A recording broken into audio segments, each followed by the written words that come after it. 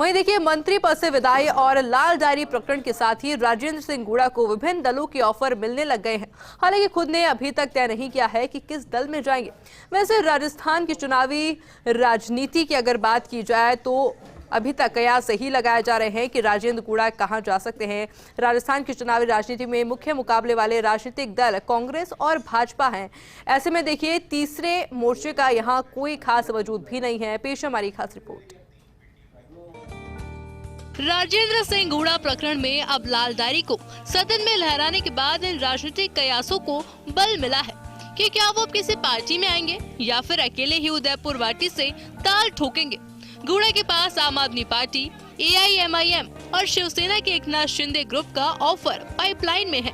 वहीं बीजेपी में जाने से वो खुद इनकार कर चुके हैं। सीधे मुकाबले उनके लिए कभी सुखद नहीं रहा, इसलिए गुड़ा चाहेंगे कि फिर उदयपुर वाटी में त्रिकोणीय या चौकोनीय मुकाबला हो। ये जरूर है कि गुड़ा के कारण शेखावाटी की राजपूत राजनीति में उबाल जरूर आएगा और साथ ही जाट पॉलिटिक्स में भी। मैं इस घटना से आज था, मैं इसके ऊपर बोलना चाह रहा था। मेरे ऊपर चार्ज लगाए गए कि मैं बीजेपी से मिला हुआ हूँ। मेरे ऊपर चार्ज मुझे कहा गया कि मैं माफी मांगू। मैं पूछना चाह रहा था, मैं किस सब्जेक्ट की माफी मांगू? मैंने कौन सी गलती की है? मेरी गलती क्या है? मैं किस चीज की माफी मांगू? मैंने 2008 में आपको 6 MLA लाके दिए। देखा जाए तो राजस्थान में 2 दलीय राजनीति है, लेकिन इसके बावजूद चुनाव से पहले यहाँ थर्ड फ्रंट की आहट शुरू हो जाती है। CPM, RLP, आम आदमी पार्टी, ट्राइबल पार्टी, AIMIM और BSP जैसे सरीखे दल थर्ड फ्रंट कहे जा सकते हैं। तीसरे मोर्चे के राजस्थान में साझा ताकत को समझो तो 1980 में 17 सीटें मिली थी, 1985 में 38 सीटों पर जीत दर्ज की, 1990 में 56 सीटें मिली, 1993 में 7 सीटें, 1998 में 6 सीटें मिली। पिछले चुनाव में CPM 2 सीटें मिली। RLP के 3 विधायक हैं, BJP के 2 विधायक हैं। वहीं BSP से जीते 6 विधायक बाद में कांग्रेस में चले गए। RLD के 1 विधायक अभी भी सरकार में मंत्री हैं। उधर भाकपा का खाता तकरीबन बंद सा हो गया है। बीते चुनाव में अगर थर्ड फ्रंट की बात करें तो तकरीबन 14 सीटें अलग अलग दलों को मिली, जिन्हें थर्ड फ्रंट नहीं कहा जा सकता। राष्ट्रीय पार्टी का दर्जा प्राप्त आम आदमी पार्टी चाह रही है कि अन्य क्षेत्रीय दलों को एक जगह लेकर गठबंधन बनाया जाए। पहली बात BSP की करें तो इसने तो बीते चुनाव में 6 सीटें जीती। हालांकि अलग बात है कि सभी 6 विधायक आगे चलकर कांग्रेस में शामिल हो गए। BSP ने झुंझुनू, अलवर, करौली और भरतपुर बेल्ट में कमाल का प्रदर्शन किया। कांग्रेस में गए 6 विधायकों को BSP के राज्य प्रमुख ने लेने से इनकार कर दिया। बहुजन समाज पार्टी राजेंद्र गुड़ा को किसी भी हालात में पार्टी में वापस नहीं लेगी, क्योंकि राजेंद्र गुड़ा ने 2 बार पार्टी के साथ विश्वासघात किया है। 2008 में भी बहुजन समाज पार्टी ने टिकट दिया और हमारे 6 के 6 विधायकों को कांग्रेस ने उस समय पद का लालच देकर, पैसे का लालच देकर खरीद लिया। लेकिन उसके बाद 2013 में राजेंद्र गुड़ा कांग्रेस से चुनाव लड़े और चुनाव हार गए। फिर उसके बाद उन्होंने अपनी गलती महसूस करके पार्टी के पास आए। उन्होंने कहा मुझसे गलती हुई, मुझे वापस पार्टी में ले लीजिए। 4 साल पहले वो पार्टी में वापस आए और पार्टी में उनको टिकट दिया गया, लेकिन फिर दोबारा से उन्होंने पार्टी के साथ विश्वासघात किया। उनकी इस वजह से पार्टी को काफ़ी बार परेशानियों का सामना करना पड़ा, क्योंकि हमारा वोटर बार ये सवाल करता था कि आपने आखिर गुड़ा को टिकट क्यों दिया। तो आज मैं प्रदेश अध्यक्ष होने के नाते ये घोषणा करता हूँ, किसी भी हालात में राजेंद्र गुड़ा को पार्टी में वापस नहीं लिया जाएगा। और पार्टी छोड़कर जो 6 लोग 2018 में भागे थे गुड़ा जी के साथ, 5 वो और 1 गुड़ा जी, किसी भी हालात में 6 के 6 को पार्टी का टिकट नहीं दिया जाएगा। ये माननीय बहन जी के भी निर्देश हैं। बात करें हनुमान बेनीवाल की राष्ट्रीय लोकतांत्रिक पार्टी की, तो विधानसभा के चुनावी समर में 57 उम्मीदवार उतारे, 3 पर जीत मिली। कांग्रेस, BJP और BSP के बाद राजस्थान में सर्वाधिक वोट लेने वाली पार्टी RLP बनी।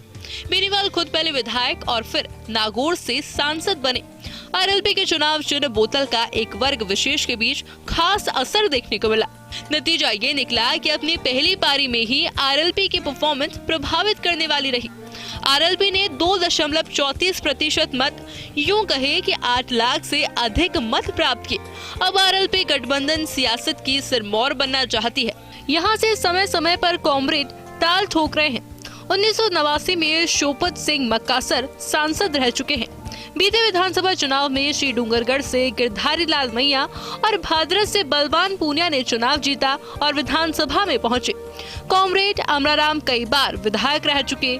इसके अलावा सीपीएम किसानों की आवाज बुलंद करने के लिए चर्चित है। टीएसपी क्षेत्र में आदिवासियों की मांगों को लेकर चमकी।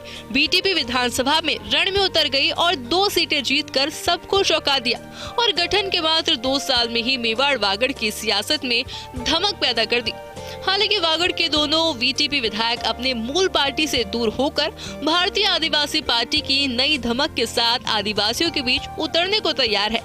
राष्ट्रीय पार्टी आम आदमी पार्टी ने पूरे राजस्थान पर फोकस कर दिया है। प्रदेशाध्यक्ष के अलावा किसी दूसरे बड़े नेता को फेस बनाने को लेकर केजरीवाल जुटे हैं। केजरीवाल और भगवंत मान की रैलियां शुरू हो चुकी है। इसके अलावा AIMIM प्रमुख ओवैसी ने पहले ही राज्य में मुस्लिमों के बीच पैंट बैठाना शुरू कर दिया है। बीटीपी से गठजोड़ की चर्चाएं पहले से हैं। राजस्थान में करीब 9.50% मुसलमान जनसंख्या बताई जाती है। कांग्रेस के 9 विधायक हैं।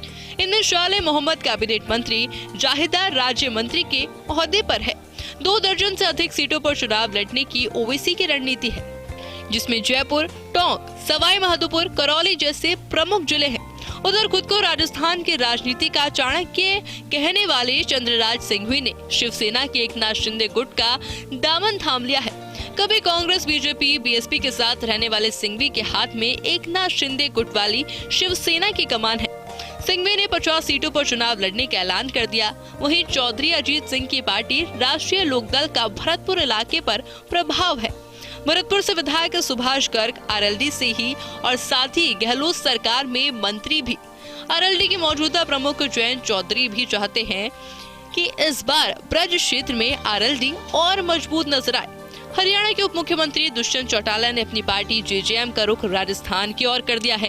एक जमाने में इंडियन नेशनल लोकदल ने कांग्रेस से नाराज जाट जाति के मतदाताओं के भरोसे राजस्थान में अपनी चढ़ी जमाई थी और इसका चौधरी देवीलाल प्रतिनिधित्व कर चुके हैं, जबकि अजय चौटाला भी राजस्थान से विधायक रह चुके हैं। दिलचस्प बात यह है कि कई जगह राजस्थान में जेजेएम का मुकाबला इनेलो से हो सकता है, जिनमें हरियाणा के चौटाला परिवार की कलह भविष्य में राजस्थान में नजर आ सकती है।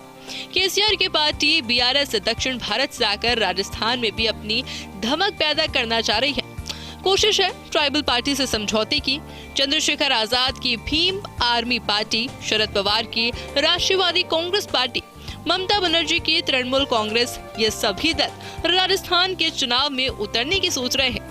इंडिया बैनर से राजस्थान में लाभ लेने की सोचेंगे, लेकिन कांग्रेस शायद ही अपने कुनबे से कोई सीट समान विचारधारा वाले दल को देने के लिए तैयार हो। बहरहाल राजस्थान में कई बड़े चेहरों ने थर्ड फ्रंट बनाने का उद्देश्य के साथ ही पार्टियों के गठन किए थे। एक जमाने में देवी सिंह भाटी ने सामाजिक न्याय मंच का गठन किया था। डॉक्टर किरोड़ी लाल मीणा ने एनपीपी के बैनर के तले 70 से अधिक सीटों पर उम्मीदवार उतारे थे। उनकी पार्टी से विधायक बने और सरकार में मंत्री भी, लेकिन आगे चलकर भाटी और किरोड़ी दोनों को समझ आ गया कि राजस्थान में थर्ड फ्रंट का भविष्य उज्जवल नहीं है। लेकिन ये जरूर है कि आरएलपी, बीएसपी अपनी साख बचाने में कामयाब हो सकते हैं, लेकिन मुख्य मुकाबला कांग्रेस बीजेपी के बीच ही रहेगा। लेकिन ये अलग बात है कि चुनाव में हाथी की चाल भी नजर आएगी, साइकिल की सवारी भी, बोतल का जोर भी और झाड़ू का असर भी। अगले लोकसभा चुनाव से पहले राष्ट्रीय राजनीति में सेकुलर विचारधारा के दलों का गठजोड़ इंडिया सामने आ चुका है, लेकिन राजस्थान की राजनीति में इंडिया कुछ अलग अलग बिखरा हुआ नज़र आ रहा है।